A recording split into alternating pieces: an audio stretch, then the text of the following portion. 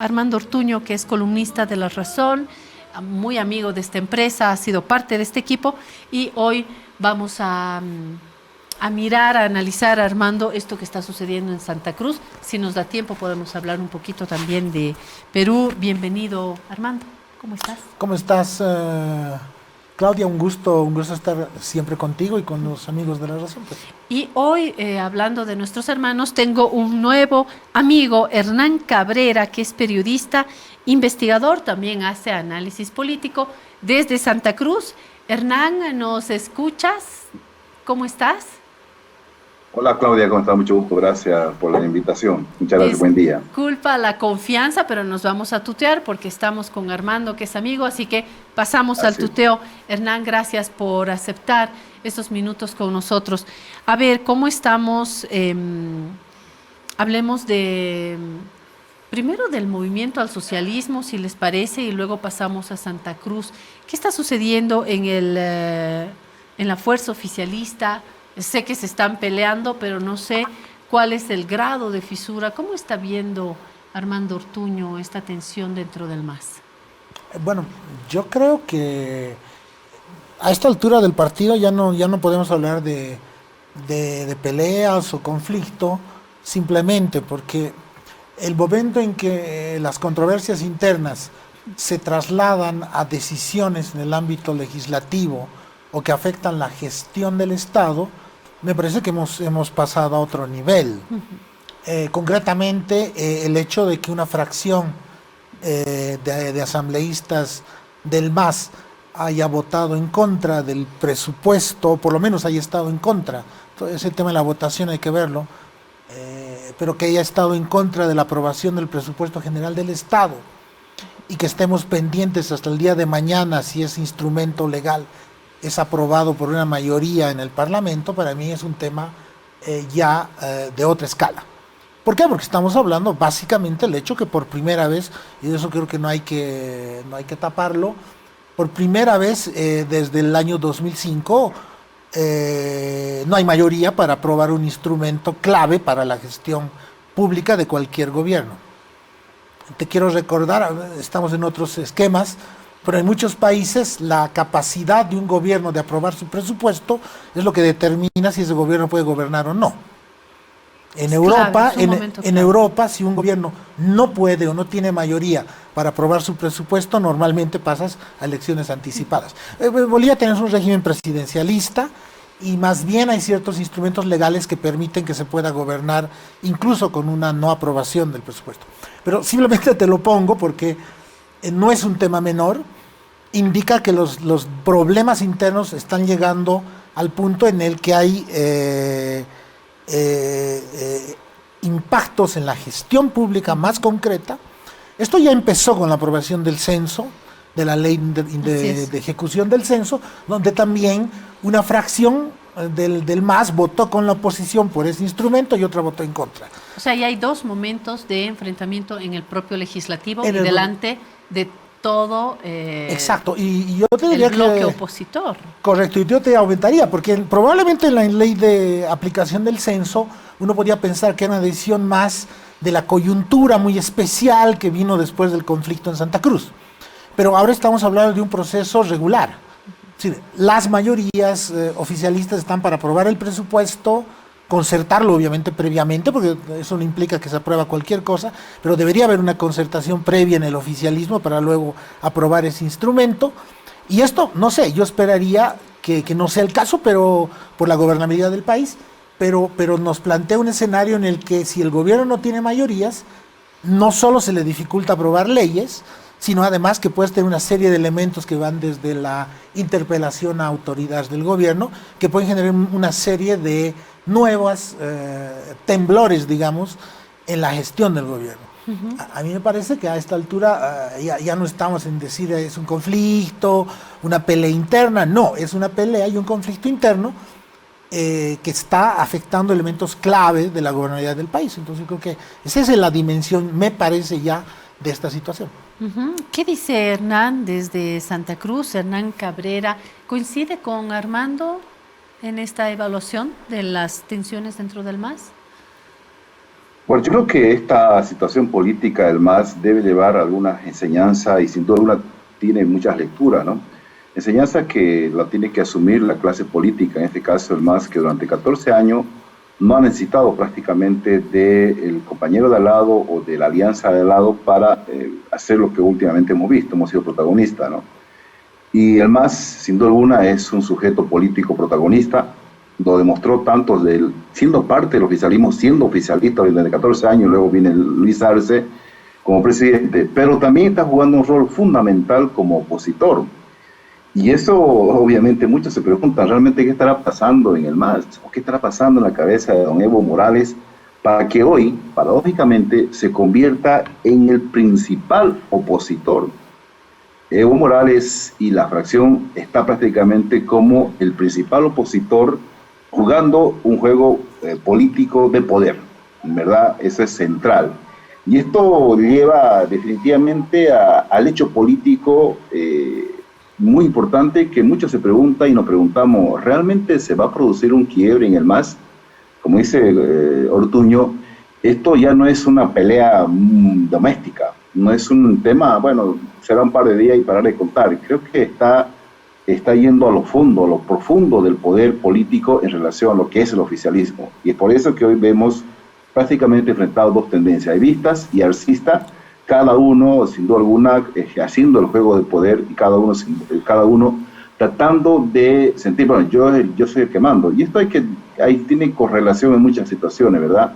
Durante mucho tiempo, cuando el presidente Luis Arce asumió la presidencia, de forma permanente, la oposición, los memes, los medios, algunos columnistas, prácticamente le decían que era un títere del presidente Evo Morales o que era una marioneta de Morales, y es por eso que quizás ahora se quiere ver otra figura, una figura que evidentemente, ¿quién es el presidente soy yo, ¿quién es el que manda? Soy yo el que manda, pero ahí está el MAS haciendo un juego político fundamental, yo obviamente como oficialista y ahora como opositor, siendo en mi caso el principal partido de gobierno como oposición, siendo principal el jefe del MAS, que es parte del gobierno, no es parte, sino es el gobierno, haciendo un rol de oposición fundamental.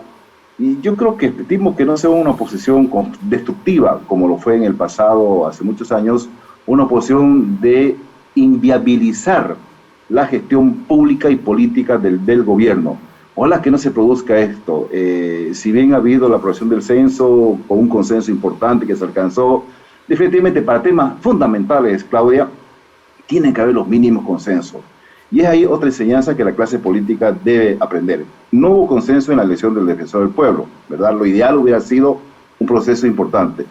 Hubo cierto consenso en la ley del censo. Ahora no hay, obviamente, un mínimo consenso. Y eso creo que, nos guste o no nos guste, los mínimos consensos de democracia son saludables, porque ahí te mide un poco el nivel de representantes políticos que tenés, pero pensando fundamentalmente en la ruta de un país que debe encaminarse, ¿no? Han circulado en varios medios estos últimos días. El expresidente Evo Morales ha vuelto a atacar al gobierno, lo ha vinculado al Partido Socialista PC1 nuevamente, no es la primera vez. Ha denunciado que en ministerios piden firmas a funcionarios públicos buscando tramitar la personería jurídica para validar este partido. Y estamos hablando de una posibilidad de verdadero quiebre dentro del MAS. En octubre había acusado a algunos ministros de conspirar y perjudicar al Ejecutivo, afirmó que existe la intención de ejecutar un golpe en contra del partido oficialista, denunció que el Viceministerio de Comunicación y la Jefatura de Comunicación del Ministerio de Gobierno, junto a operadores de redes sociales, difunden esa campaña de desprestigio. En noviembre, si retrocedemos otra vez, molesto por la ley del censo, también dejó entrever un pacto con la derecha y acusó a ministros del gobierno de Luis Arce, los nombres siguen siendo los mismos, Eduardo del Castillo, Iván Lima, Edgar Montaño, y a esto se han sumado denuncias contra el presidente Arce por parte de legisladores del MAS, de quienes se dice que son afines a Evo Morales, en sentido de que se prefiere usar las banderas del Partido Socialista 1 y no las banderas del MAS. la dirigencia nacional del MAS, a partir de ciertos voceros, han afirmado también que Arce tiene las puertas abiertas para irse del partido oficialista. La ministra de la Presidencia, Marianela Prada, negó que el presidente Arce haya instruido este uso de banderas. El dirigente de esta organización política, Rini González, abrió la posibilidad de que Arce sea su candidato. Morales insiste en que existe un acuerdo entre el gobierno del MAS y la oposición para dar impunidad a Camacho, Mesa y Tuto Quiroga. En fin, hay una serie de elementos, podría seguir, hay elementos que son preocupantes porque hacen ya a la ruptura del movimiento al socialismo. Preocupantes, por supuesto, para el mundo masista, pero también preocupantes para un país que hoy está en manos de la gestión del movimiento al socialismo. Se ha unido a esta mesa Valeria Silva. Valeria, te doy la bienvenida, hemos decidido tutearnos y te pregunto, como parte del MAS, Valeria ha sido fundamental en las juventudes, en el legislativo, en las luchas más duras que ha dado el MAS. ¿Cómo sientes, Valeria, hoy esta nueva, este nuevo panorama, esta nueva manera de llevar adelante la gestión dentro del MAS? ¿Te preocupa como simpatizante, militante, como parte del MAS? Buen día, Claudia, a todos y todas en La Razón. Un gusto compartir el panel hoy día. Bueno, tengo dos percepciones, una como militante del MAS y otra, digamos, como analista política. La primera, por supuesto, tiene que ver con una preocupación y con una cuestión más subjetiva en torno a que a ninguno de nosotros y nosotras en el MAS nos gusta ver que se partan tanto las aguas, ¿no? Por supuesto que quisiéramos tener un proyecto unificado, una dirección nacional del MAS que pueda dialogar constantemente y de todos los temas con el Ejecutivo, un legislativo que no se parta, un legislativo, es decir, una presencia del MAS en el legislativo que no se parta y que no haga juegos con las bancadas conservadoras, con la de Luis Fernando Camacho y con la de Carlos Mesa, sino que actúe en función de lo que se le ha prometido a la gente en las elecciones, ser la bancada del bloque popular, ¿no? Es una preocupación, por supuesto, que tenemos al interior del MAS, que seguramente se va a tener que decantar de alguna manera, pero bueno, te decía, desde otro punto de vista, desde el punto de vista del análisis político, que siempre está también empapado de lo subjetivo, empapado en el caso mío de la militancia en el movimiento al socialismo, creo honestamente que en política no hay nada que no se pueda resolver en las internas. Muy brevemente podemos mirar qué es lo que ha sucedido, por ejemplo, en Argentina, ¿no?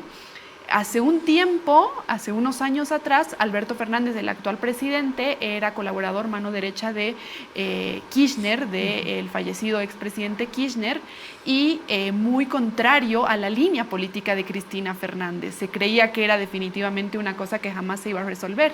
En las últimas elecciones, Cristina Fernández decide que esta persona iba a ser el candidato por la fuerza que ella comandaba, que comanda hasta el día de hoy. ¿Por qué pongo esto como ejemplo? Porque definitivamente en política no hay nada que se grabe en piedra y no hay nada que se pueda resolver, no hay nada que se pueda rebobinar en política.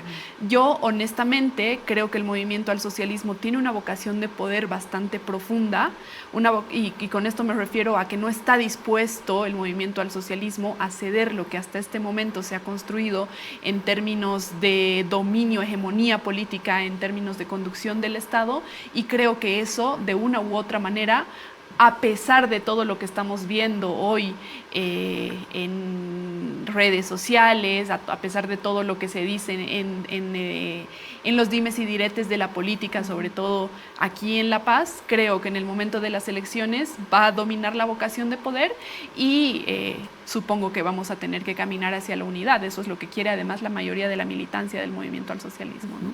Vuelvo al tema argentino, Valeria, y retomo este ejemplo, porque este acercamiento y no acercamiento entre Cristina Fernández y Alberto Fernández va y viene, ¿no? Han tenido en algún momento además ese carácter pragmático, político, de hacer alianza, pero hay aguas que no terminan de juntarse. De hecho, hoy lo estamos viendo. De pronto se generan algunas grietas y es difícil superarlas. Armando, con estos insumos, que cuando yo los leía decía, ay caray, van a pensar que estoy exagerando acá, pero son insumos que se van acumulando a lo largo de estos últimos meses y la pregunta es si mañana esto realmente va a terminar como en su momento el MIR, como en su momento el MNR, o la genética del MAS tiene algo particular que no permite esas comparaciones, Armando. Bueno, yo creo que lo que puede pasar en el futuro ninguno de nosotros lo sabe. Yo diría que es incluso muy temprano para andar haciendo conclusiones apresuradas. Aunque se hable de otras siglas. No, sí, porque yo creo que son diferentes, son contextos diferentes y yo creo que tampoco A ver, estamos empezando a ver el inicio de una crisis que ya se revela importante. Yo creo que no podemos hacer es negar la crisis. Eso sí creo que es importante. No se puede negar la crisis. Como te dije anteriormente, el hecho que no te hayan aprobado el presupuesto para mí es muy grave. Así, es muy grave, no creo que sea un tema menor. Ahora, ¿cómo eso va a evolucionar? Creo que ahí sí yo todavía plantearía mucha incertidumbre y en eso concuerdo con Valeria, en el sentido de que creo que los escenarios políticos son muy dinámicos, hay incentivos para la división, pero también hay incentivos para la unión, muy importantes, y habrá que ver la manera como las dirigencias van tomando sus decisiones. Yo quisiera marcar, sin embargo, preocupaciones más de corto plazo que creo que muestran esta crisis. A mí lo que me sorprende, y lo puedo decir ya con lo que ha pasado en las últimas semanas, sin meterme a lo incierto que es el futuro, lo que a mí me sorprende es que parece que el MAS está atrapado en una crisis que es bastante previsible, pero nadie hace mucho por resolverlo. Es decir, a ver, en la historia que tú cuentas, hace aproximadamente 3 semanas ya sabíamos que había un incordio muy grande en torno a la elección del presidente de la Cámara de Diputados, porque ya la bancada se había dividido. Hace 2 semanas ya tuvieron un problema en términos de la aprobación de la ley de aplicación del censo. Y bueno, y la siguiente semana nos encontramos con el presupuesto. Sí, yo, digamos, como conoce un poco la lógica política, a mí me sorprende que entre semana y semana todo el mundo se vaya desayunando con los conflictos y más bien parecería un cierto grado de parálisis. Quiero pensar en parálisis y no en el deseo de agravar el conflicto, pero es cierto que lo que llama la atención es que la estructura del MAS parece incapaz de resolver su problema, pero porque no es un problema que nos sorprenda. Es decir, yo creo que desde el momento en que no hubo consenso en torno a la presidencia de diputados, era obvio que iba a haber problemas en la aplicación de leyes. Y si eso no se resuelve, ¿cómo tú esperas que ahora haya un consenso en torno a un instrumento legal? Por ejemplo, el otro tema. Todos sabemos que en la ley de ejecución del censo había un problema de diálogo al interior del MAS, de poner claras las cosas, evaluar el contexto y ver si finalmente era interesante o no hacer esa ley, ir unidos o desunidos, pero en fin, pero conversarlo. Daría la impresión que la conversación ha sido muy poca o inexistente. Y ahora igual con la ley del presupuesto, ¿no es cierto? Uno asumiría que, atención, tú sabes que esta ley del presupuesto, y Valeria lo sabe muy bien, para nadie se ha desayunado con la ley la anterior semana. La ley del presupuesto llega por lo menos desde septiembre. Entonces, si había temas de fondo en torno a esa ley, ya se pueden haber discutido hace 2 meses. Entonces, lo que digo, a mí lo que me preocupa no es la existencia de problemas, que yo creo que hay problemas de fondo en el MAS, el tema del liderazgo, la renovación, incluso disensos tal vez en ciertas modalidades del gobierno, ritmos, todo eso me parece legítimo y necesario en un partido democrático. A mí lo que me sorprende es no voy a decir incapacidad, pero la gran dificultad que tienen para conversar, para reunirse y para tomar algunas decisiones mínimas. Y creo que Fernando Mayorga, en un libro reciente, plantea para mí el tema de fondo y que sigue siendo aquí el gran tema. Y que si no se resuelve, ahí sí me parece que pasamos a color hormiga la cosa, que es el MAS sigue sin definir un mecanismo de toma de decisión colectivo. No, que es el problema que tenemos de hace 2 años. Refiriendo. Y entonces, inexistencia o la debilidad de esos mecanismos de diálogo y toma de decisiones van aumentando la crisis, van aumentando la frontera desde donde puedes llegar. Para pasarle la palabra a Hernán, estamos haciendo referencia al libro del sociólogo cochabambino Fernando Mayorga, en el que hace un retrato, es una investigación en la que pone el foco en el movimiento al socialismo desde la crisis del 2019, la crisis postelectoral, hasta preelectoral, hasta la recuperación del poder de parte del movimiento al socialismo en las elecciones, hasta este primer encuentro ya Luis Arce presidente. En el postfacio, Mayorga dice concretamente, en una línea, que Evo Morales, Luis Arce y David Choquehuanca deberían retirarse de cualquier posibilidad de candidatura para dejar a las juventudes, a los nuevos liderazgos, según Mayorga, lo que me parece muy difícil, porque los líderes no se cambian así como en un supermercado, ¿no? Creo que hay un conflicto mayor y no se están discutiendo, Hernán, un poco conversando con Valeria y con Armando, no se está discutiendo dentro del MAS visiones, miradas políticas, económicas, se está discutiendo por lo que dejan salir a los medios, más bien poderes, más bien falta de decisión. Creo que se está discutiendo poderes más que visiones del país dentro del movimiento al socialismo. Y Santa Cruz, y con esto te doy la palabra, Hernán, Santa Cruz es un foco también que deja ver los conflictos dentro del MAS y los conflictos con las oposiciones, conflictos con un nivel de violencia más que preocupante, lo hemos visto el fin de semana, para que me ayudes a hacer también la transición con lo que se está viviendo en Santa Cruz, Hernán. Bueno, gracias, Claudio. Yo creo que es importante reconocer una realidad, y esa realidad que hay una profunda crisis política en el MAS. No es un tema de redes sociales, no es un tema de chisme, es un tema concreto, ¿no? Que se traduce en que cuando un diputado del MAS pone en nombre al procurador acusando de que van negociando recibir $200,000 con la ex alcaldesa Sosa, y luego el procurador anuncia un juicio a ese mismo diputado, cuando dos diputados del MAS se agarran a patada y puñetes allá en La Paz, cuando miembros de un sector revista acusan al otro de espionaje, de persecución, etcétera, hay una realidad concreta. Cuando la directora de Defensa de la Madre Tierra, la señora Ponce, acusa de machismo, de discriminación, racismo a la estructura política del MAS, es que hay una realidad. Es una realidad profunda, una crisis profunda. Obviamente que creo que el MAS no sabe llevar adelante un proceso en esta última etapa de superar una crisis. Y sin duda alguna, creo que dentro del MAS no se está discutiendo la realidad del país. ¿A dónde va el país? El MAS tiene un proyecto, la Agenda 2025. El MAS tiene un proyecto que lo hemos compartido juntos, hemos votado por una constitución política en febrero del 2009 y creo que son elementos centrales.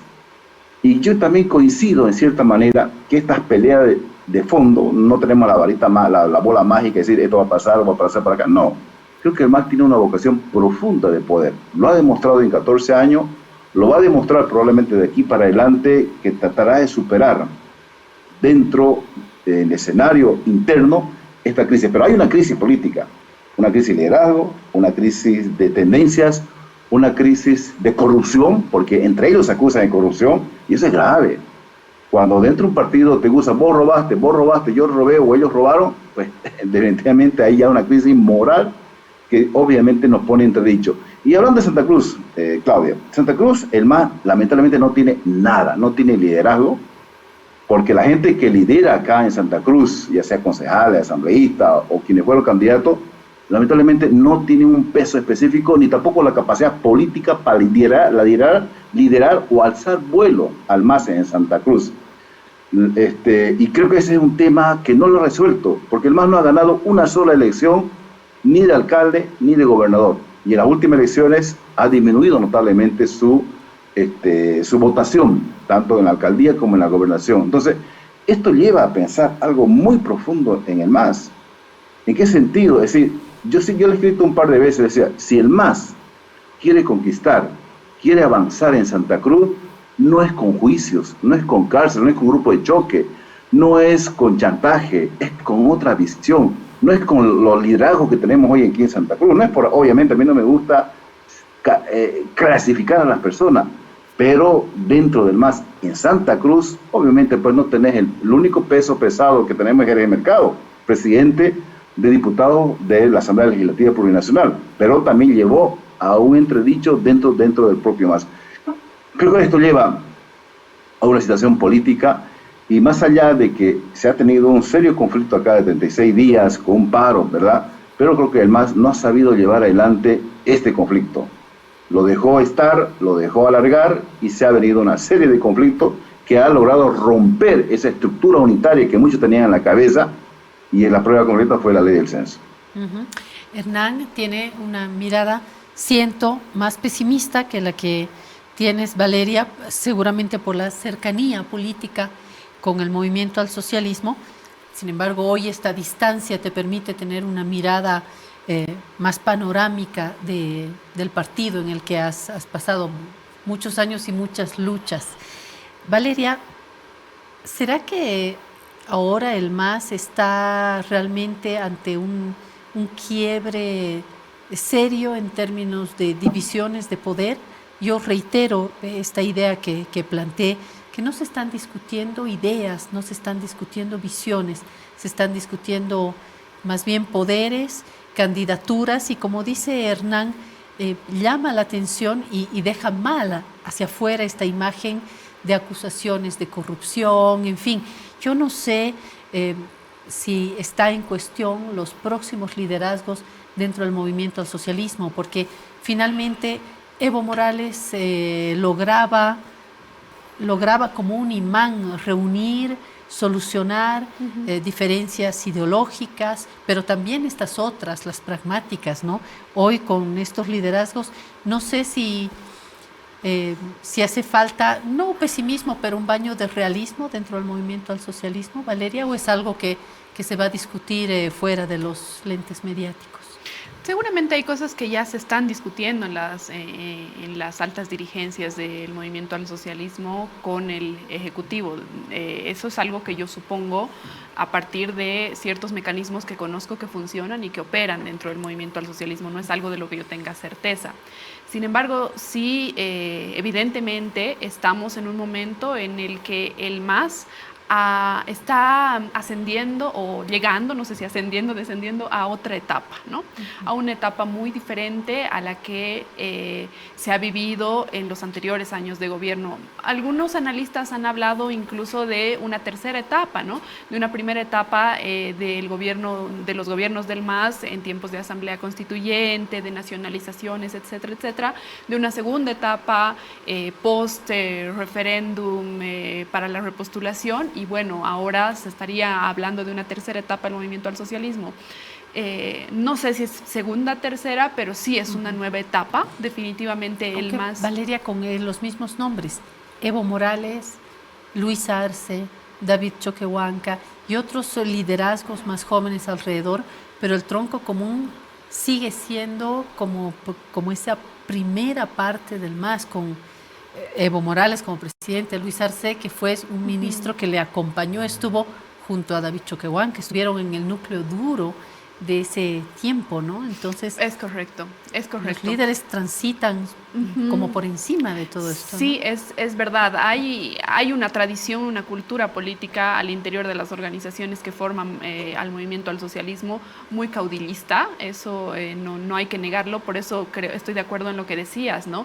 Hablar de renovación así, con una ligereza, digamos, tan frágil, me parece que es algo arriesgado. Me parece que es desconocer además cómo funciona el movimiento al socialismo, cómo funciona la propia historia sindical de Bolivia. Los líderes sindicales fuertes en Bolivia han tenido liderazgos, valga la redundancia, hegemónicos de 20 años generalmente, ¿no? 15, 20 años.